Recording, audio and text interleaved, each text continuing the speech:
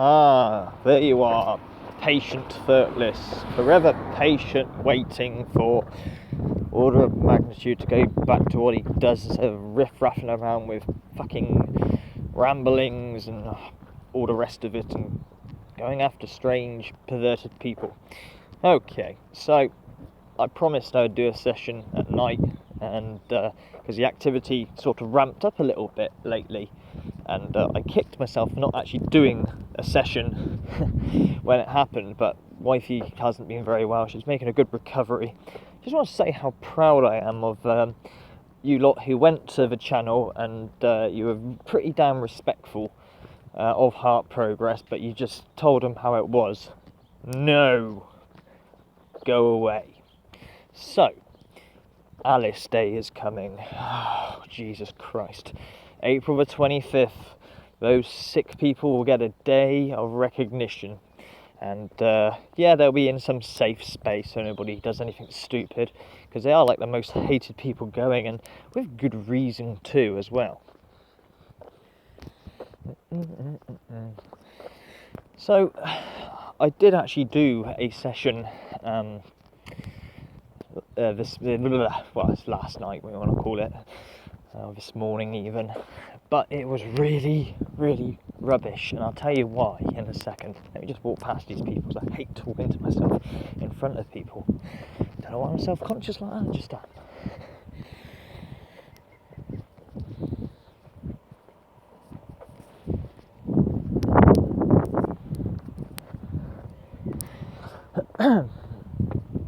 Yeah, every so often in my house I get like really strong static, and it completely ruins the Spiritbox. Now, you know, I've tried turning off Wi-Fi. I've even turned off the entire power to the entire house before. This static just comes and goes when it pleases, and there's no rhyme or reason to it, whether it's paranormal or not, or it's just somebody next door that has something that causes interference. I don't know, but I did the Spiritbox session last night, and it was just fucking hopeless. The static just overtook absolutely everything.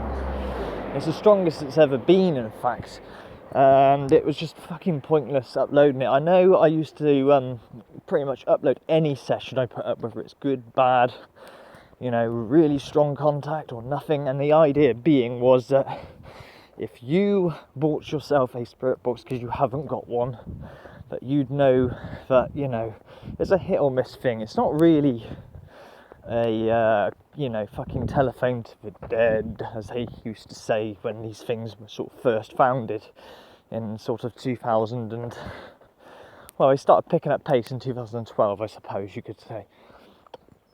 So, with that in mind, yeah, it's just, it was really rubbish, and there was no point in it, because you couldn't hear anything. It was just staticky throughout the whole fucking lot. So I'm going to try again tonight, or in the morning, early morning if you like, and see. Oh fuck, hang on. Yeah. We'll try again in the morning anyway. Good news! DVLA have contacted me, and they said you can have your license back. You know, when your band's up, you can apply for your license now. Oh, thank you very much. Just one snag. We want to, you know, we just need $65 off you for processing. 65 quid for processing a piece of paper. I don't even need to renew my photo, for fuck's sake, because it's been under 10 years since I've done the photo. But fuck, whoa. Whoa, do you ever feel like you're being raped in every single direction? It's like insurance companies, isn't it? When you ring up because you've got a slight change. Hello, is that my insurance company? Well, yes it is. How can I help you? Well, basically, I've put a Magic Tree air freshener on my mirror. Is that okay? Oh, yeah, hang on. We'll just update your policy. Yeah, just got to press this button here. All done. Well, what's the difference? Well, your policy's going up by 30 quid. No, I can live with that. And the processing fee to you know, update your policy is 300 quid. Okay, you have to pay it, or you don't have any insurance in your car and you'll be fucked. Fuck. Okay, lovely. Good old insurance companies. Any way to rape you? I'll tell you what I used to love that made me laugh. Right, this is a you know, this made me laugh not so long ago. I read this probably about 5 years ago or something. And the I don't know, the head of the insurance companies for cars, whatever, said, for every pound that goes in insurance, £1.50 is paid out in, claims. Is it? Is it really? So every pound that goes in, £1.50 is going out. What a fucking charity. So insurance companies are just hemorrhaging money left, right and fucking centre. Sure, it's not the other way round, and not many people make that many claims to their insurance, They go for years not have accidents and whatnot. Fucking hell. And that's the reason why your insurance gets rising every fucking day. It's always been like that. I've got to say, I feel sorry for the young, 17-year-olds, first cars they have, really underpowered, which they should be, let's face it, 17, you think you're fucking invincible. I know I did.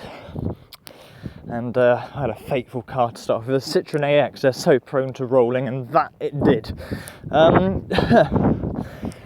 But what was interesting about that is, that used to cost me £1,000 or something ridiculous to insure my car when I was 17. Today, I've heard quotes of £3,000, £4,000, and the car's only worth a couple of £100. Unreal. So, yeah, isn't it? But kids don't want to drive these days. You know what? Seriously, I can't wait to get on the road, to be able to go to my mate's house or whatever, or just, I don't know, be free, isn't it? It's your first step to total freedom. Well, kids don't want to these days. I mean, the boy, he's not interested in driving at all. His dad, I'm his stepdad, his real dad, is said, here you are, here's the money to go get some lessons and whatnot. And he only applied for his license. He don't want it because all his mates and everything he meets on Xbox Live. As long as, we've got the internet, he's happy. It's his life support machine. So, God, I sound like an old fart when I say this, but really, I don't get it, but there you go. What is strange, I'm going to say something about this now. Do you remember what your parents used to listen to music-wise, and you put your music on and they'd be like, ugh, turn that rubbish off. Ugh, ugh. Well, you made the promise that you'll never be old and you'll never be like your parents, Well, there's a weird reverse thing going on. A lot of young kids these days listen to my generations of music, the 90s and stuff. Work that out. Instead of listening to obviously there are other ones that listen to Justin Bieber and other terrible things like that. Processed music that's scientifically set up. Seriously, Simon Cowell, eat your heart out. But no, it's a fact that kids, seem to like our music, whereas I couldn't stand my mum's music. Oh, God. Oh, dear. No. And likewise, the parents go, well, what is that noise you're listening to? That's not music, that's music. Well, this time the kids want to listen to our stuff. This really is a bogus ramble, honestly. So I will be doing a Spiritbox tonight, but the static was just so heavy. It wasn't worth putting it up. I deleted it. I thought, fuck that, it's pointless. And nothing happened. Well, Irish Steve did a hangout with me yesterday. I've been quite busy getting out and about. I'm also trying to put a CV together because I want to, believe it or not, I want to work in a funeral parlour. Not tried that yet, but I've always been interested in it. So, yes. That doesn't mean to say my channel will go to shit once I get working again, but obviously there will be less hours in a day. But hey, it's all good if you're working, right? So, there was a point to this, I can't remember what I was talking about. Light a cigarette.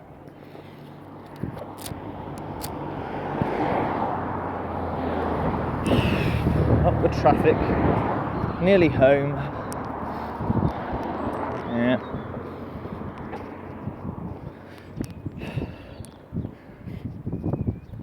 So, I was quite surprised at how many people enjoyed the live stream I did. Being 5 hours long and kept you all entertained pretty good for 5 whole hours. So that's kind of cool. I don't know how I pulled that off, but some of you said, wow, even the ones that weren't watching live, they've watched it after the event, watched a whole lot, 5 hours. My God, you guys got nothing better to do? Okay, I'm not moaning. And they said, yeah, very entertaining. Yeah. I'm an entertainer now, huh? Okay.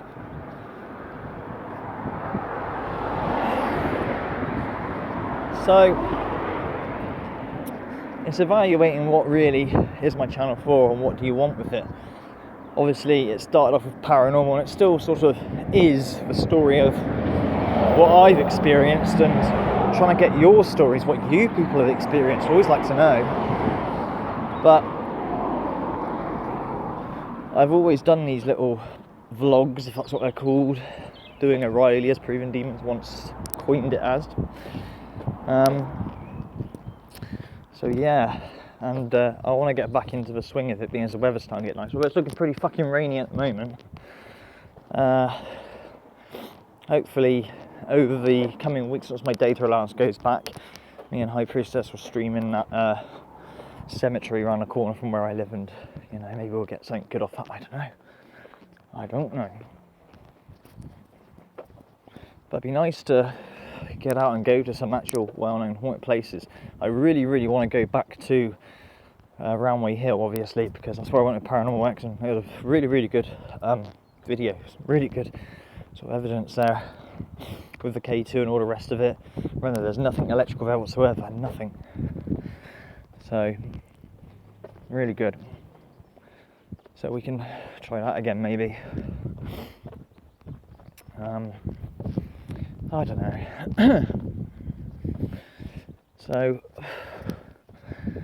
that's about it. I've got nothing else to really say, apart from just always being apologetic that I haven't really made much videos lately, and if I have, they're completely off topic to what I'm going to be doing. But as I've always said, you can't predict the paranormal, which makes it a fucker to catch on camera unless you've got 24-hour